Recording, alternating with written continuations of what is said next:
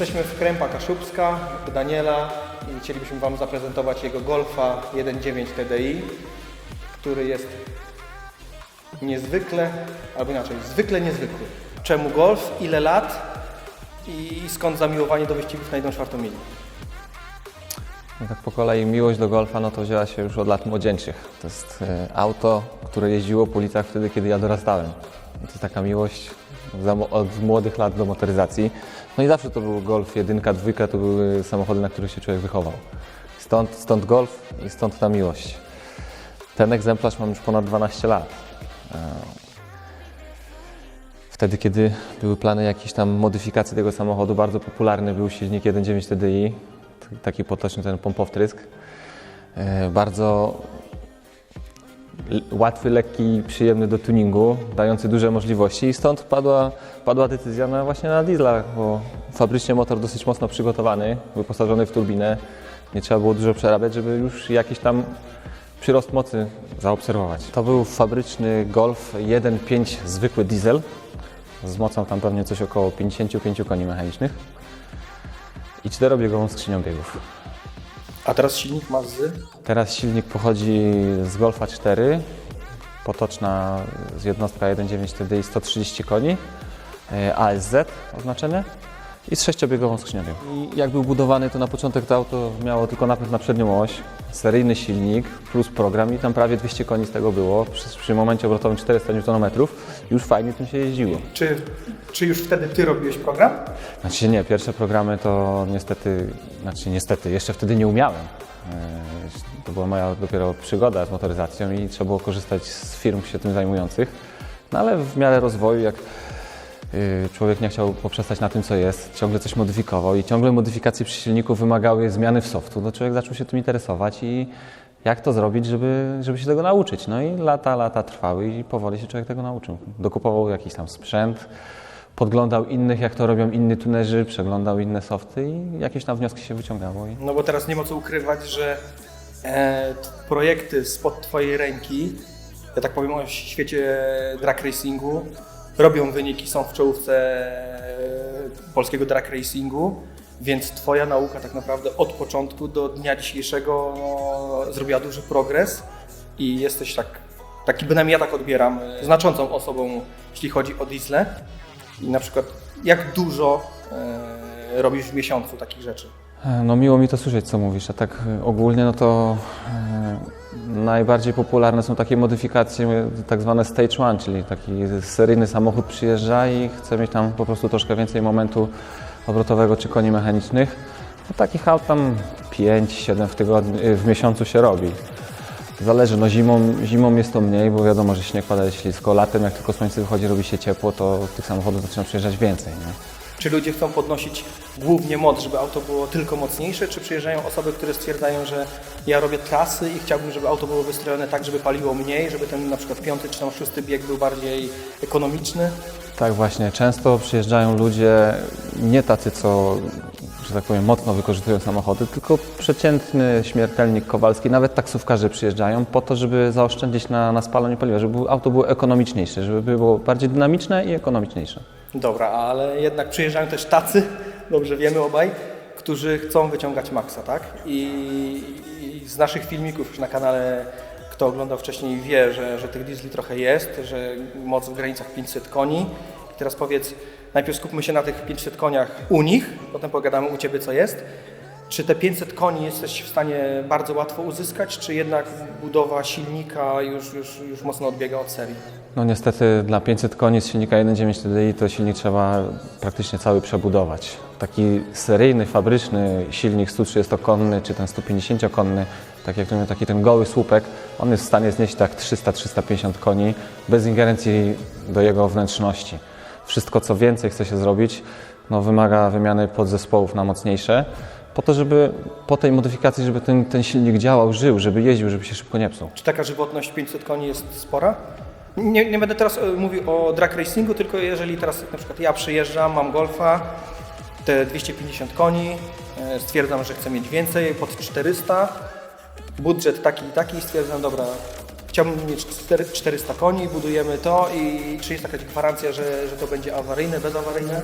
Wszystko zależy, jak się do tego podejdzie, nie? Bo jeżeli ktoś chce mieć z diesla na przykład 500 koni, no to trzeba podczas budowy tego silnika przyszykować sobie go i założyć, żeby wszystkie podzespoły na silniku przykładowo były na 600 koni, ich wydatek.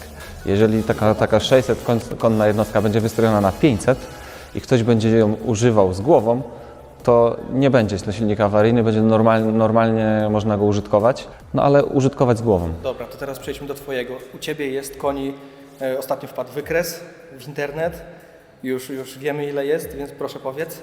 No ponad 700 koni, dokładnie tam chyba wyszło 706 koni i 1040 Nm. Zaniżone?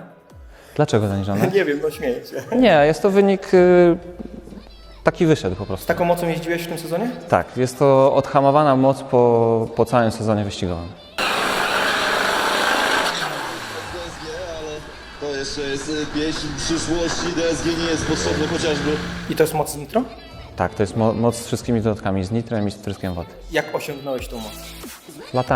Latami człowiek dążył do tego i też, no nie ukrywajmy, że nie obyło się bez awarii. Były takie sezony, w których po prostu żeśmy niszczyli 4 silniki i to były sezony, kiedy na przykład ścigaliśmy się na 400-450 koniach. Nam już silniki nie wytrzymywały, nie wiedzieliśmy, co się dzieje, no ale po każdej awarii trzeba było wyciągnąć wnioski, rozebrać, zobaczyć, co się stało i próbowaliśmy ominąć te rzeczy, które idą nie tak. No i w tym momencie już po tylu awariach, z racji, że też, tak jak mówisz, dużo tych diesli drag racingowych przyjeżdża, z każdego samochodu jakąś naukę, jakieś wnioski się wyciąga, nie? Każde błędy się eliminuje. Najważniejsze, żeby wyciągnąć właśnie, zdiagnozować problem. Tak. I nie można powiedzieć, że taką moc stworzyło się od razu. Tak jak mówiłem, to auto 12 lat i jeszcze rok temu to było moc 640 koni. I tak co roku człowiek wyciąga wnioski, cały czas myśli o tym projekcie, co by tu jeszcze poprawić, czym jest problem i jakoś tak to wychodzi. To co będzie w 2022? No nie ma co tam dużych nadziei sobie robić, bo już potencjał silnika, można powiedzieć, powoli tego się kończy.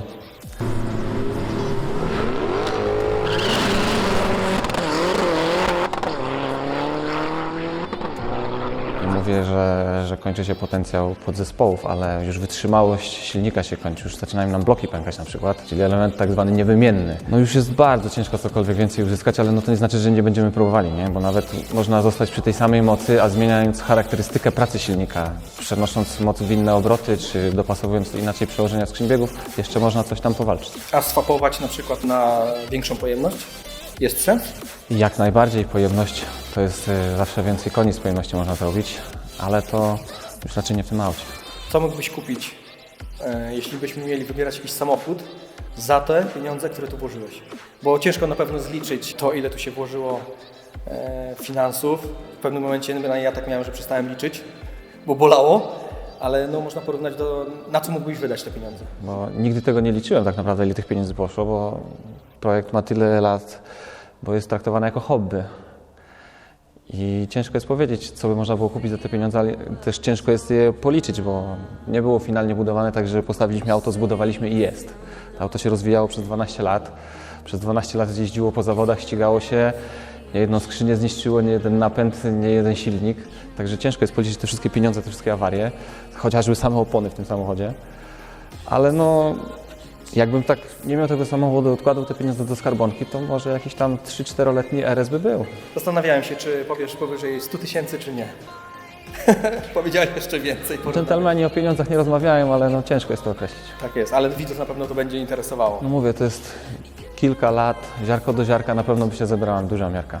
Dobrze, warto też wspomnieć, wkraczając w świat drag racingu, że jest to obecnie najszybszy diesel w Polsce. Zgadza się. I to powiedz może, jaki uzyskałeś czas, z jakimi prędkościami, gdzie ten czas uzyskałeś? No jeżeli chodzi o drag racing, czyli o wyścigi 1/4 mili, czyli czas przejazdu na 1/4 mili, to jest 9,47 sekundy.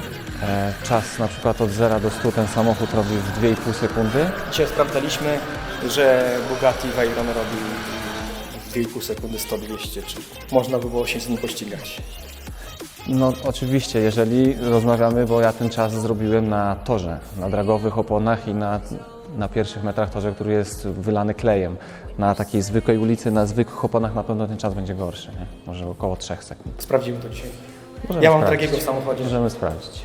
Opony uliczne są założone, koła, także jak najbardziej możemy. Bo oczywiście mimo tego, że samochód jeździ w klasie drag, może jeździć po czasie po ulicy. Z racji, że to jest moje hobby, tak jak powtarzam, od czasu do czasu jeżdżę nim sobie tak dla przyjemności. Posiada wszystkie światła, lusterka, nie lusterka, wszystko co jest potrzebne, żeby jeździć po ulicach i jak się jeździ racjonalnie, delikatnie, można sobie nim przemieszczać z punktu A do punktu B.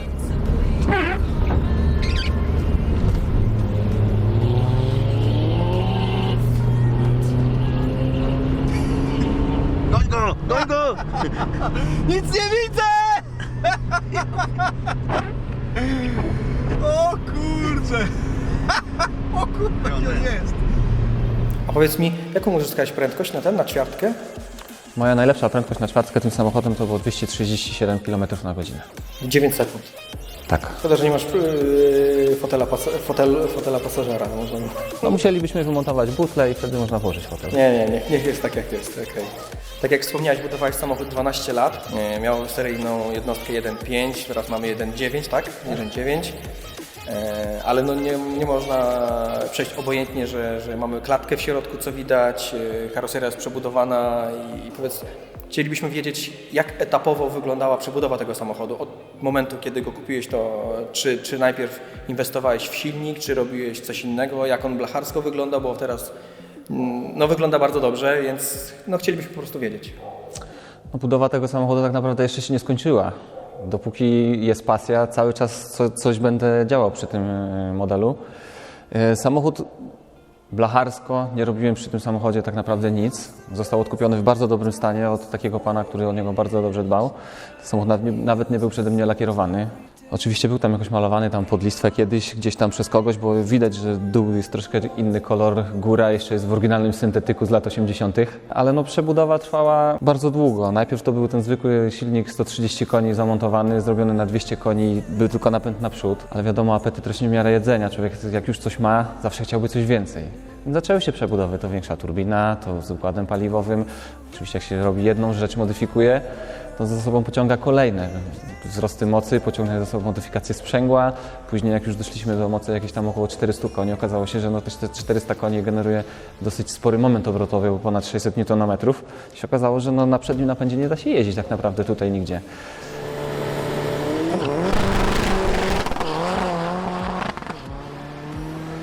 I na wyścigach też pierwsze metry były mocno ślizgające się, no to może zróbmy napęd na 4 koła. No i zaczęła się przebudowa płyty podłogowej, montaż napędu do tyłu i tak co roku, co zimę, co sezon człowiek jak już coś ma i na danym setupie jakiś czas osiągnął i już dobił do ściany, że więcej się nie da, no to myśli, co by tu zrobić więcej. Dlatego mówię, że ta rozbudowa nadal trwa, bo mimo, że teraz jakieś te 9,5 sekundy auto robi, ma jakąś moc, no to chce się dalej więcej, człowiek chciałby nadal więcej. No tak, jak się mówi, że się nie rozwija, to się cofamy, tak? Jak stoimy w miejscu, to się cofamy, dokładnie. Tak, a od początku ścigałeś się w klasie drag? Nie, kiedyś jeździłem w klasie FWD. Tym samochodem w momencie, kiedy przebudowałem go na 4 koła napęd, musiałem się zapisać do klasy drag, ponieważ taki model nie wychodził fabrycznie z napędem na 4 koła. Montaż napędu na 4 koła wymagał przebudowy płyty podłogowej, a przebudowa płyty podłogowej już eliminuje mnie z klasy streetowej. Już to nie spełniam wymogów regulaminu, żeby mógł się ścigać w klasie streetowej. Od kiedy się ścigasz? Którego roku? Oj, ciężko mi jest to powiedzieć. Chyba odkąd mam prawo jazdy. A pierwsze zawody? 2001, może 2003 Gdzie? rok. Organizacja SSS.org. Ta, co jeszcze organizowała wyścigi na Bemowie, ale to było tutaj, oni przyjeżdżali od czasu do czasu, to było coś koło Trójmiasta. Pszczółki. Takie lotnisko. Nie Pszczółki, przepraszam. Lotnisko w Pruszczu Gdańskim. Były w Pruszczu Gdańskim i jeszcze jedna miejscowość, ale teraz wyleciała mi z głowy. Ale w Pruszczu Gdańskim na pewno też. Bywałem tam, ale nie kojarzę golfa pomarańczowego. No oczywiście potem były jakieś wyścigi też amatorskie, jakieś tam na VW Mani.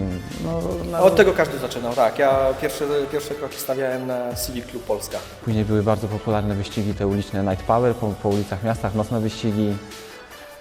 No to miało swój klimat. Ja akurat nie brałem udziału, bo tam było 1/8. Tak.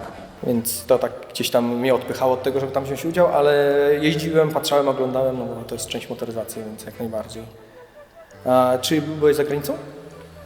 Na zawody za granicę czasami do Niemiec się wyjeżdżało. Jak czasowo? To jeszcze było na słabszych setupach. W zeszłym roku w Zebst po prostu pojechałem ten sam czas, co tutaj w Polsce praktycznie. 2 czy 3 lata temu jeszcze w Finsterwalde jak byliśmy, to nie udało mi się nic tam poprawić, ale tam jeszcze byłem wtedy na mniejszej mocy, też na streetowych oponach, jeszcze nie na slickach, także później auto się troszkę rozbudowało i tu w Polsce zrobiło lepsze czasy. No, w tym roku akurat jedna z organizacji zadbała o to, żeby bić te rekordy, więc fajnie mamy rozlewany klej. W przyszłym roku ma być podobno jeszcze lepiej, więc jest szansa... Trzymamy kciuki. Tak, jest szansa, żeby bić te rekordy faktycznie u nas, a nie jeździć do sąsiadów za granicę. Dokładnie, my tutaj mamy stosunkowo blisko do tego toru, który jest klejowany w Polsce, także nam to pasuje. Tak Nie jest. musimy nigdzie daleko jeździć. Tak, i tak jak już tutaj wspomniałeś, że tak jak wcześniej Ośka miała problemy, to teraz faktycznie jak jest pełny slick, to gdzieś tam na podstawie Rafała to widać, że wystrzeli z procy. Dokładnie, ja porównuję to auto kiedy jeździłem w przednim napędzie, to było 7-8 lat temu, to nawet w Polsce jeszcze był problem kupić odpowiednie opony. Nie? Teraz wszystko mamy dostępne, kwestia tylko pieniędzy, wszystko można kupić.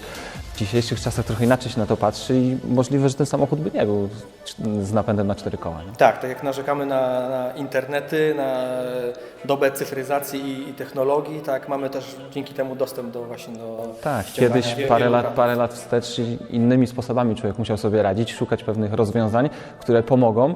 Dzisiaj wszystko jest w zasięgu ręki. Mówiłeś, że na początku oddawałeś auto komuś do chipowania, teraz zajmujesz się tym sam. Czy masz kogoś, na kim się wzorujesz albo czerpiesz wzorce? Tak, zawsze są jacyś tam tunerzy, którzy są w stanie pomóc. Zawsze też jakieś znajomości się ma, jak z czymś sobie człowiek nie radzi, można do kogoś zadzwonić, czegoś się dowiedzieć. Nikt nie jest wszechwiedzący. Takiej wiedzy nie czerpie się z książek czy z księżyca, bo książka mówi swoje, a tak naprawdę trzeba dane parametry umieć też sprawdzić, czy silnik sobie z tym dobrze radzi. I czasami jest problem, że coś nam silnik nie osiąga, nie mamy z czymś problem. No i walczy się z tematem nieraz długo. Inni ludzie oglądają, próbują coś podpowiedzieć, no i wyciąga się wnioski z kilku tam opinii, próbuje się różnych rozwiązań, aż dochodzi się do jakiegoś tam... Jak zacząłeś się bawić sam w dłubanie parametrów, ile motorów wysadziłeś? Były sezony, kiedy ścigaliśmy się na praktycznie o połowę mniejszej mocy, potrafiliśmy 5 motorów uszkodzić. To, no jest to śmieszne, ale Tak, jak ja to śmieszne, mówię, ja to tutaj z moimi kolegami zawsze tak nazywam, że to jest choroba. To jest hobby, a zarazem choroba. Człowiek nie potrafi bez tego żyć, ciągle o tym myśli i my się śmiejemy, że choroba rozwija się prawidłowo i postępuje nadal, nie? Na chwilę obecną, kiedy już udało nam się osiągnąć jakiś tam pułap mocowy i udaje nam się wystroić ten samochód tak, że umiemy go używać, żeby jeździł, robił czasy, się nie psuł, no to auto na chwilę obecną 4 skrzynie biegów potrafi zużyć w ciągu sezonu wyścigowego. Nie? Tak, ja się śmieję, tak jak jesteśmy na zawodach, to się śmieję w cudzysłowie, że grupa lęborska to jesteście, właśnie tak kojarzę z wami, czyli ty jako osoba lubiąca te auta i chłopacy, którzy jeżdżą nimi. Jesteście grupą kolegów, na to, że rywalizujecie, ale tak jak mówisz, że potraficie razem sobie pomagać i bardzo fajnie to wygląda. Dokładnie, chłopaki tutaj z Lęborka też sami obsługują dużo tych samochodów. Ja tam pomagam w strojeniach, jakieś tam pomysły wspólnie, ale no to te wszystkie samochody, które się ścigają, to jest wspólna praca nas wszystkich. Powiedz mi teraz, 700 koni uzyskałeś, inaczej mamy tutaj tylko zewnętrzny słupek z TDI, całe bebechy są inne, czy dużo podzespołów zostało wymienionych na wzmacniane? W chwilę obecną w tym silniku z fabrycznych elementów został tylko blok, praktycznie aluminium w głowicy i wał korbowy. Reszta wszystkich elementów jest powymieniane, tłoki, korbowody. Silnik, no jest to niby, potocznie mówimy, że to jest 1.9 TDI, bo blok jest 1.9, ale jest to stroker, czyli jest rozwiercony i jest powiększona pojemność. W aluminium w głowicy tylko zostało, wszystko w głowicy wymienione. Wałek, sprężynki, talerzyki, większe zawory, gniazda zaworowe, wszystko to, co to można zmodyfikować, co daje jakieś nam większe możliwości, wszystko zostało wymienione w tym silniku. Układ paliwowy przebudowany. Jakie doładowanie? Na chwilę obecną 4 bary. Dobrze, jak zobaczycie to później na filmie. 4 bary bezwzględnego doładowania, nie? Plus jeszcze ciśnienie atmosferyczne 1 bar. Tak. Bo pytam o to, bo mnie zaciekawiło zdjęcie, jak wysłałeś, zanim tutaj przyjechaliśmy. Znaczy, jedni twierdzą tak, inni tak, że dolot powyżej tam jakiegoś doładowania musi mieć 3 cale bądź więcej, natomiast u Ciebie pompujesz te 3 bary, tak? 4. 4 bary, a dolot ma 63 mm? 67. 67, no to dużo się zdjęcia nie Jest już praktycznie, można powiedzieć, że dolot już jest zamknięty. No jeszcze wystarcza może dlatego, że jest to diesel, że jest to prędkość obrotowa tego silnika, to jest tam efektywna tam do 5,5, 5,700.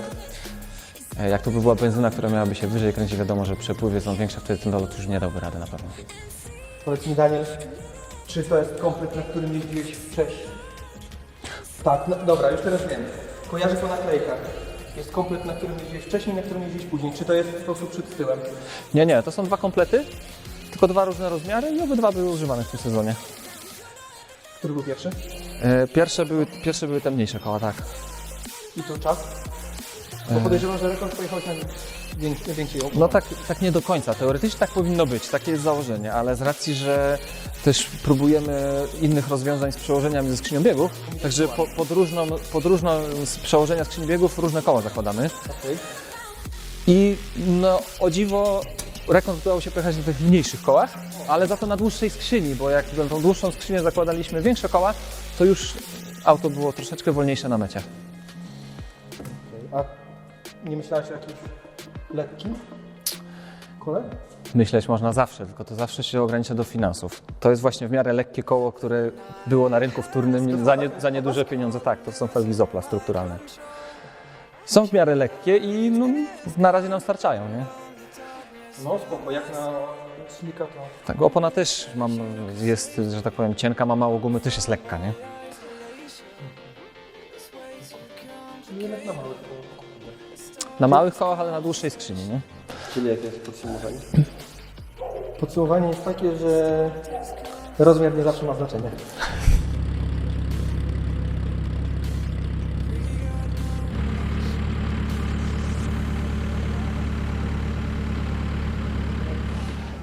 Z oryginalnej klapy, wszystko wycięte, tylko poszycie zostawione, nie? Chciałem laminaty, zamawiałem, ale nie dotarły, zawody się zbliżały, trzeba było zrobić coś.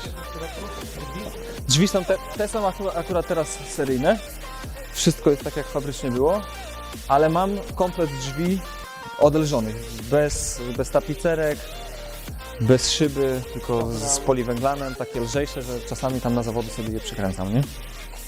Teraz auto waży w tej specyfikacji? W tej specyfikacji ze mną za kierownicą waży tonę 200. Z tobą. Tak. Czyli tak naprawdę z racji tego, że auto może poruszać się jeszcze po ulicy, jest ok, ale jeżeli walczymy o te tysięczne sekundy, to jest co wycinać, jest z czego schodzić z wagi, bo tu masz szybę też seryjną. Tak. Szyby są wszystkie szklane. No i jak widzisz, jest ciężka konsola zamontowana z metalową belką. Szyber. Tak, jest dużo ciężkich elementów, ale to dlatego, że ten samochód kiedyś był używany na co dzień. To była moja taka zabawka do pojeżdżenia, żeby gdzieś pojeździć, coś pokazać. Jeżeli dzisiaj bym budował samochód do drag racingu, byłby zbudowany zupełnie inaczej. Byłby inaczej zbudowaną, miałby płytę podłogową, na pewno by była z aluminium. Inaczej byłby zbudowany cały tylny napęd, który tutaj w tym samochodzie jest bardzo ciężki. Czyli to jest w razie był ten kolejny etap. Tak, tylko na który tak naprawdę nie ma na razie czasu, dlatego powoli rozbudowuje się to, co jest, a ciężko jest się zabrać, zbudować coś nowego. Ten samochód, mówię, waży tonę 200, a tak naprawdę można zbudować taki sam samochód, taką samą mocą, też z napędem na 4 koła i się zmieścić w jakieś tam 950 kg, nie? To jest duża różnica. O, jest bardzo dużo. 50 kg już przy tej mocy i przy tej masie byłoby dużą różnicą, a 3 kg to jest w ogóle Tak. ogrom. Klatka musiała się pojawić w zeszłym roku, bo auto zrobiło się za szybko zaczęło jeździć i regulamin wymusił montaż klatki. 9,5 czy 10 sekund regulamin wymaga? Poniżej 10 sekund, czyli 9,999 wystarczy, żeby już trzeba było mieć klatkę. Okej. Klatka jest robiona przez Ciebie? Tak, klatkę robiłem sam własnoręcznie. A, okej. Tam wedle wytycznych, wedle specyfikacji z odpowiedniego materiału.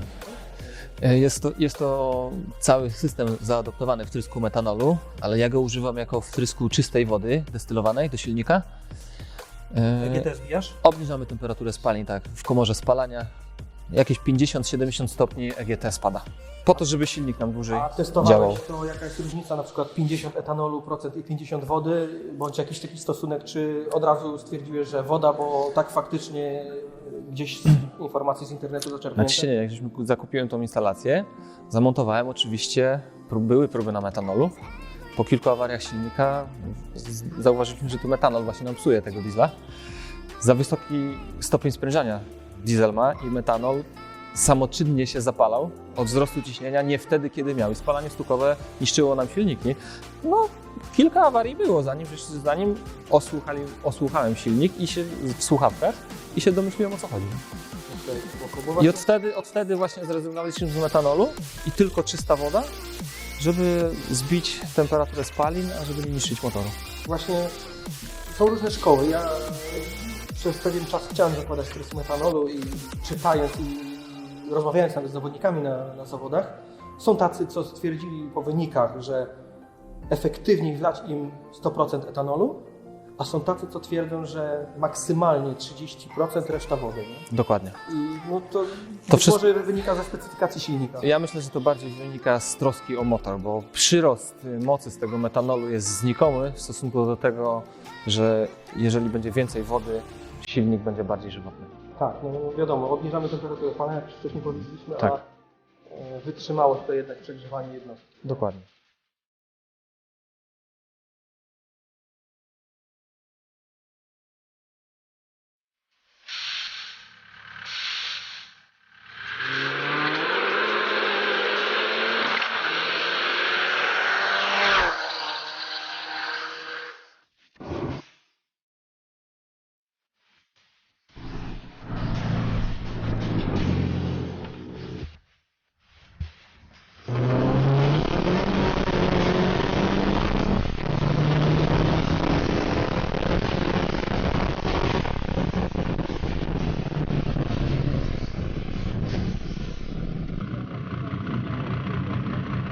Dokładnie, co innego jest też jak robi się auto dla siebie, a co innego jak się komuś świadczy usługę, nie? A takie próby niszczące, jak ktoś chce coś sobie sprawdzić, czy zobaczyć ile wytrzyma, to lepiej robić na swoim aucie, nie? No tak, no. Ale są to kosztowne próby. Dopytałem, ile silników wystarczy. No niestety, żeby się czegoś nauczyć, trzeba parę razy zepsuć. No. Skrzynia biegów jest 0,2M, 6-biegowa. Do skrzyni jest dołożony wybierak SQS, taki sekwencyjny, że tylko ciągniemy biegi do tyłu. Ale niestety wybierak też był odkupiony po koleżeńsku, tam ktoś miał na sprzedaż i jest wersja tylko 4-biegowa. Także skrzynię mamy 6-biegową w aucie, ale jesteśmy w stanie włączyć tylko 4 biegi. Właśnie, chciałem o to pytać, bo masz bardzo duży czwarty bieg. Tak, skrzynia jest zbudowana przeze mnie tak naprawdę z 4 innych skrzyń, takich samych 0,2M, ale z różnym kodem. Z różnych skrzyń są powyciągane różne przełożenia po to, żeby pod tą moc, pod te obroty silnika efektywnie przyspieszać. Masz wyciągnięte 5. i 6. bieg ze skrzyni? Nie, jest w skrzyni. Były próby, była jedna skrzynia złożona bez tego biegu, ale okazało się, że skrzynia się zatarła. Bo te zębatki, które nawet nie są używane, ale chlapią olejem i smarują łożyska. W momencie, kiedy ich nie było, to na tym wałku zaczynało się zacierać łożysko. A na przykład większy poziom oleju nie pomógłby? No może by pomógł, ale do tego zobaczyłem to dopiero jak się skrzynia uszkodziła, rozebraliśmy, wyciągnęliśmy wnioski, no to mówię, to niech tam jest ta zębatka, niech chlapie tym olejem, nie? Okay. Dobra, to może przejdźmy jeszcze do silnika, zobaczymy co tam jest pod maską, jak to się prezentuje. Ale bardzo ładnie wygląda. No jestem taki trochę pedantyczny i lubię jak jest czysto i schludnie pod maską. A ja właśnie mam tak, że ja też bym chciał, żeby było czysto i schludnie, ale mój tuner właśnie, Przemek, nie wyznaje takiej zasady. Ma po prostu działać i być funkcjonalne. Ale jak patrzę na przykład na komorę mojego kolegi takiego Jakuba, no to wiem, wyciągnął motor, pomalował, Blue Laguna, bardzo ładnie, wszystko wyczyszczone, petarda. No ale no, gdzieś tam to ma robić czasem, nie? Ale jak jest bardzo, bardzo ładnie, to też jest fajnie.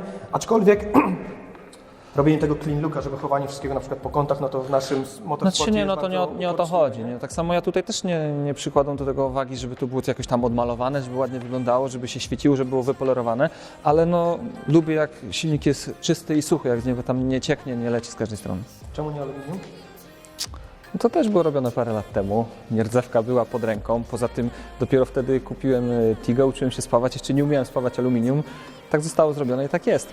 Ale tak jak mówiliśmy wcześniej, już średnica tych rur się kończy, tak że będziemy pewnie z czasem kiedyś przebudowywać na większe, to już będą aluminiowe. Teraz pewnie drożej sprzedasz na złomie niż cenie, którym kupiłeś.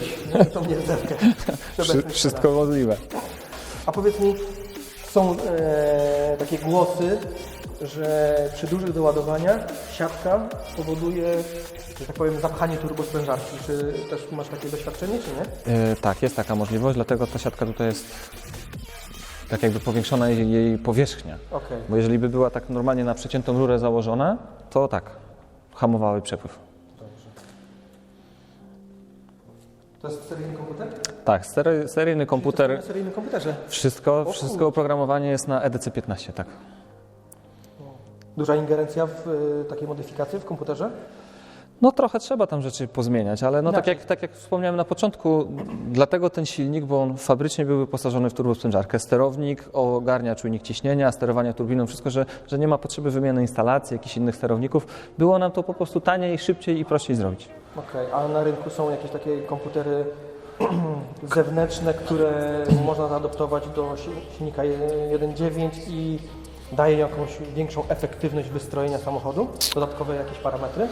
No z tych uniwersalnych sterowników takich stosowanych potocznie w tuningu, ja nie widziałem, żeby ktoś miał takie zastosowane w dieslu, ale tak jak ja mówię, wszystko się rozwija, ludzie próbują różnych rzeczy, także możliwe, że coś niedługo się pojawi. Może sam zrobisz. Idąc w drogę naszych kolegów z turbolamików, którzy wypuścili sterownik zastrzelny, więc ty zrobisz sterownik do obsługi 1.9 od razu z automatycznym stage'em 1, 2, 3, Raczej zrobić sterownika nie zrobimy, ale może będziemy z czasem próbować czegoś innego, bo możliwości tego no już starego sterownika EDC15 powoli nam się kończą. To co wtedy? Jeżeli nie ten, to co? Też z diesla, ale coś jakiś nowszy, który ma większą możliwość przeliczeniową parametrów silnika, jakieś EDC16 chociaż. Czyli większą moc, czyli też, że szybciej działa, tak? Tak, bo już tutaj dosyć szybko wszystko się dzieje, sterownik musi dużo parametrów liczyć i w pewnym momencie po prostu nie ogarnia. No, a czy możesz na tym sterowniku zaadaptować jakieś systemy bezpieczeństwa, że jeżeli przeładowuje, jeżeli coś wypada, coś nie działa, to silnik, nie wiem, ogranicza moc albo gaśnie?